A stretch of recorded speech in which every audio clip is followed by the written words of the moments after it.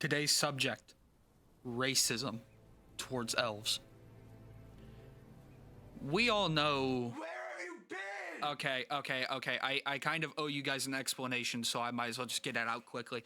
I've been like exploring stuff, like a lot of stuff, like mostly like Warhammer. I'm really into Warhammer for some reason now.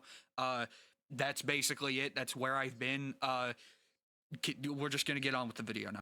We all know the same thing. Fantasy is like something to be explored. It's a great forefront for storytelling, and you can do a lot of things with it, but there's always like a baseline for races within fantasy. And we all know the whole kit and caboodle. Elves are elegant, humans are versatile, and orcs hold the title for being strong. Ogres eat a lot, probably. I mean, my only real experience with that. Whatever, we're getting off track. I say nay. That there's no better fantasy race than dwarves. Now, I can already hear some people piping up, well, dwarves, they're too short to do anything. I say nay again. It's no problem. I'm sorry. But, think about that. Think about it for a minute. Elves live in trees. What elves do? High elves are too concerned about their appearance to actually defend themselves, and dark elves just kind of, I don't even know what they do. Humans build civilizations and cities that collapse every few centuries, and orcs live primally within tribe systems and stuff like that. Dwarves, though, carve their civilizations into mountains among vast tunnel networks and supply lines that basically know no end. Not on the mountain. I hear some people saying, I can already hear it. There's some people saying, well, living on a mountain is stupid. You could probably fall off. No, they're not living on the mountains. They're living inside them. Think about it. Your fantasy race, looked at a big, giant rock, solid rock, and said, now that's a living room. That I'll make into a living room. You're already winning if that's that. Not only that, dwarves don't just make weapons. They make heirlooms, bro. They make heirlooms. Elf blades, elf weapons, stuff like that is graceful. Humans are practical, and dwarves,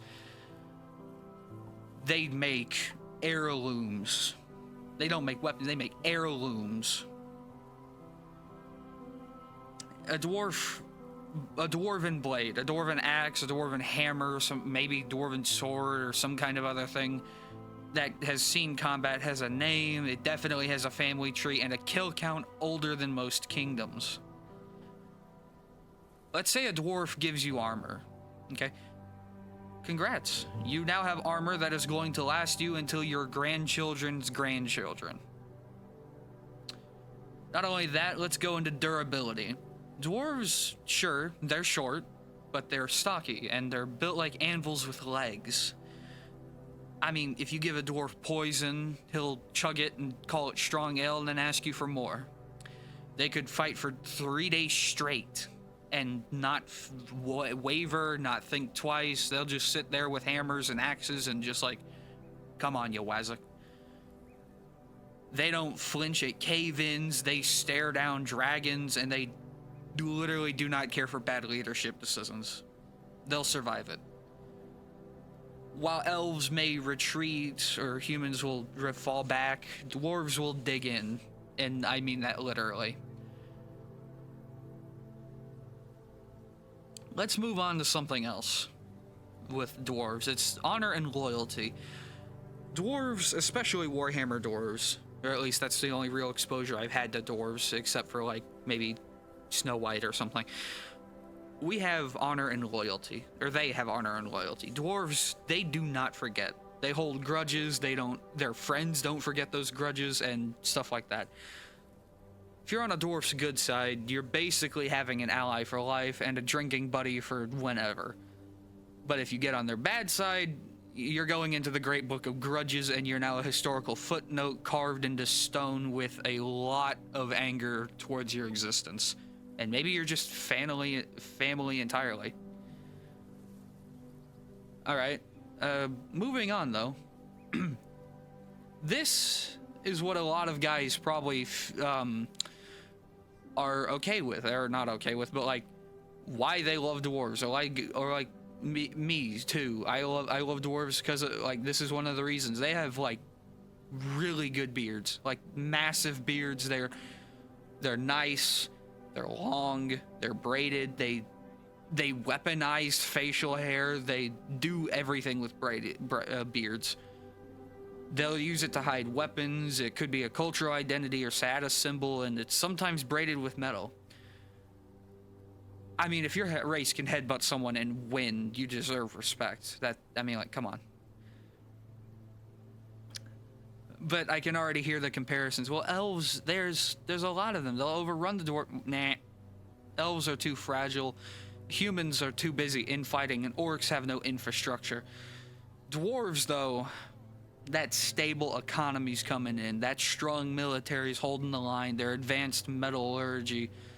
Why did I write that? Whatever. And they have excellent alcohol production. They're basically a civilization that min-maxed basically correct, like perfectly. And there's not really much else to say other than like when the world ends, when the dragons come, when the ancient evil awakens, the dwarves are already underground, armed, fortified, and ready and angry. I can still hear some people, some naysayers, some heretics. Wait a minute, okay, whatever. Some people who think that I'm wrong. Well, let me tell you, buddy, you're wrong. Dwarves are the toughest. Dwarves are resilient. They hold. They do not fall. They do not falter. Sure, they may die. There could be not many of them, but that doesn't bother them. They come back. If elves lose too many, they retreat to the if wood elves lose too many, they retreat to the forest and just kind of hide in their trees, their fancy little tree houses. High elves are still too concerned about their appearance. Humans are still too busy infighting, and orcs are still too busy trying to figure out what the word infrastructure actually means, while dwarves are out here still building cities and mountains, still building like helicopters, basically. Like we haven't even gotten into dwarf technology. I only just like I brushed off the weapons and stuff. I mean, like, come on, man. The Warhammer dwarves, let's focus on them for just a second. They have helicopters, they have bombers, they have attack helicopters. They have attack helicopters with flamethrowers. Come on, man.